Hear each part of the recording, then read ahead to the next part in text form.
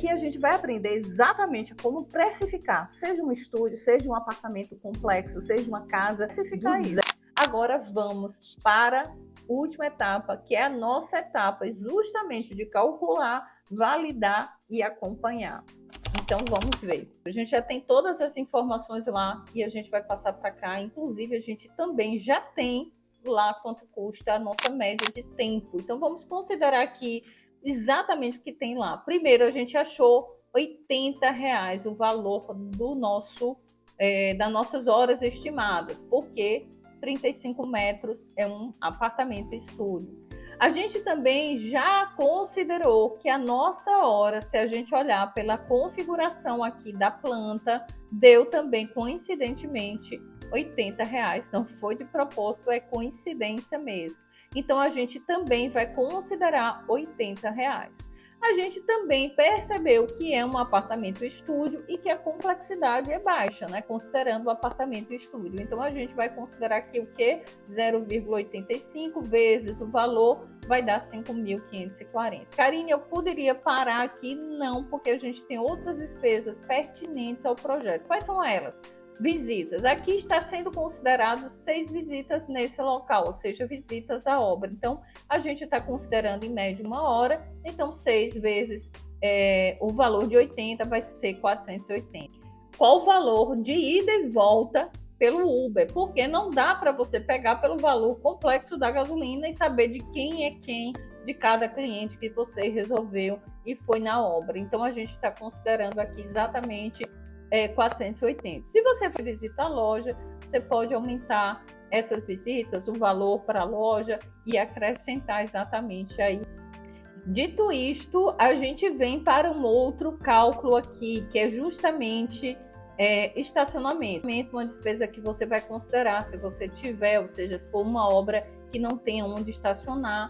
A alimentação, caso você queira, né, ou seja difícil para você estar voltando para casa, você vai considerar um almoço, um café, alguma coisa que seja pertinente. Agora sim, complexidade do local, você vai identificar a real necessidade disso. RRT, se você vai considerar, então coloca aqui. Terceirizado, gente, essa mesma informação tá aqui do lado, tá aqui só para a gente saber qual o valor. Se fosse 2, se fosse 2, a gente multiplicaria. Mas aqui é o valor unitário, então a gente tem RRT. Aqui o 3D, gente, lembra que a gente colocou que uma pessoa, um terceirizado, ia ter em média 10 horas lá nos ajudando a fazer o projeto e somou as nossas horas. Aqui é o terceirizado, que é o 3D, que é considerando justamente o que essas alunas, a maioria, utiliza também. Poderia colocar, lançar executivo, cadastro, fotos do projeto. Você também, se você tem esse hábito de tirar foto finalizando o projeto, você também vai considerar impressão. Aqui a gente está falando de um apartamento estúdio, a impressão não sei exatamente como é que está na sua região, mas você vai alterando se for o caso. Entrega que é quando você vai dar uma caixa, um brinde ao cliente, você considera o valor também. É opcional, você pode colocar ou não, mas eu estou considerando aqui nesse modelo.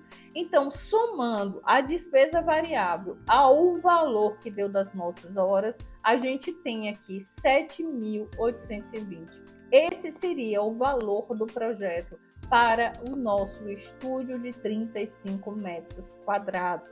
Karine, e agora, como é que eu valido isso? Como é que eu tenho certeza que isso paga dentro daquilo que eu já tenho de referência para fazer? E, enfim, e a gente vai olhar para outra regrinha a partir de agora. Quando uma pessoa faz metro quadrado, geralmente o estúdio ela dobra o valor. Vamos considerar aqui que, em média, ela vai cobrar R$200.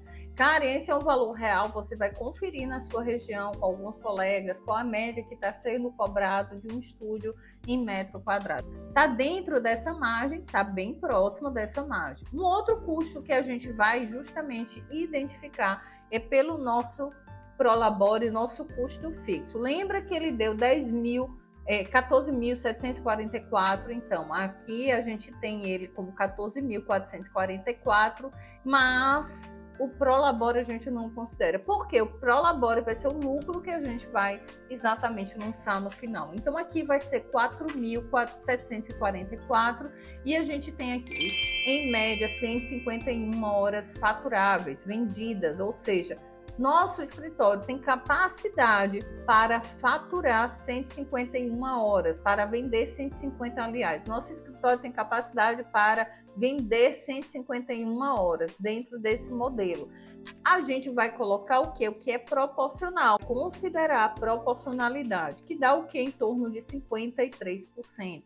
Então, 53 em cima de 4.000, eu vou ter 2.510. Então, proporcionalmente, com 50%, 53 que representa os 80 que a gente está vendendo, o 80 horas que a gente está vendendo para executar esse projeto, a gente tem o que? Pagaria uma despesa de 2.510. Tem que ser proporcional. Não posso colocar 4.000 e querer que o escritório, que um projeto só de 80, não vendi o total das minhas horas, pague todas, né? E outra coisa que a gente vai ter é a soma da despesa variável. Então, 2.380, ela vem justamente para cá. Então, essa despesa variável vai ser considerada aqui. E aqui eu estou considerando um lucro, na verdade, de 50%. Se eu colocar que seria a proporcionalidade, como eu falei, o meu Prolabore também, proporcional, eu estaria recebendo 2.445 só para o meu Prolabore. Isso aqui seria o que? Lucro. Eu pagaria todas as minhas despesas, despesas do escritório, e ainda eu teria de lucro isso. Despesas proporcionais, como a gente falou. E aqui, Karine, então, isso aqui, olha a coerência, a congruência.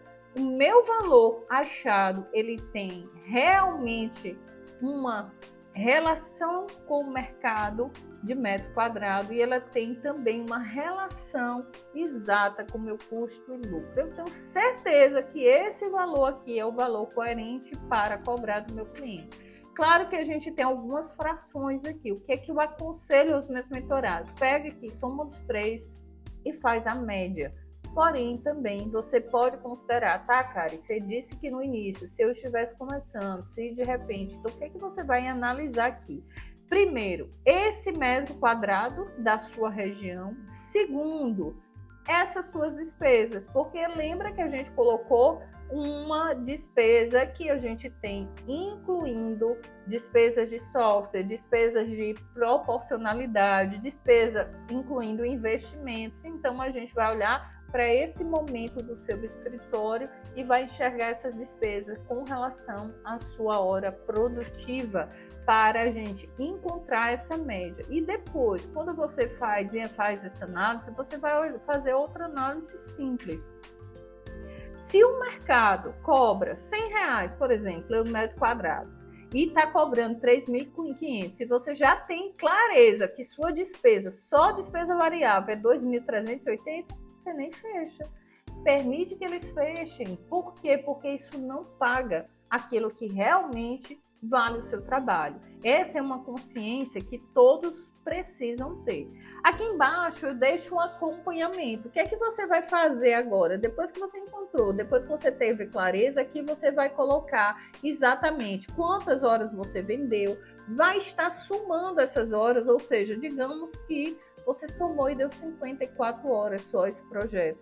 A despesa prevista, né, as despesas lá da despesas variável, e aqui a gente vai ter o valor vendido do projeto e vai fazer o que sobrou e faltou. Ou seja, gente, valor vendido, vamos supor, 7.335, então sobrou, na verdade, mais de 4.000, ou seja, quase que é uma proporção, e a gente vai considerar aqui menos 3.000, então sobraria 4.335. Esse é o seu lucro real, em torno de 59% de lucro, porque a minha despesa, e aí você olha, nossa, olha que coisa boa, despesa foi isso, meu valor foi esse, e eu tenho 59% de lucro fazendo isso aqui, porque eu economizei horas, eu economizei algumas despesas aqui, ou seja, eu fiz algumas reeconomias e tive exatamente isso.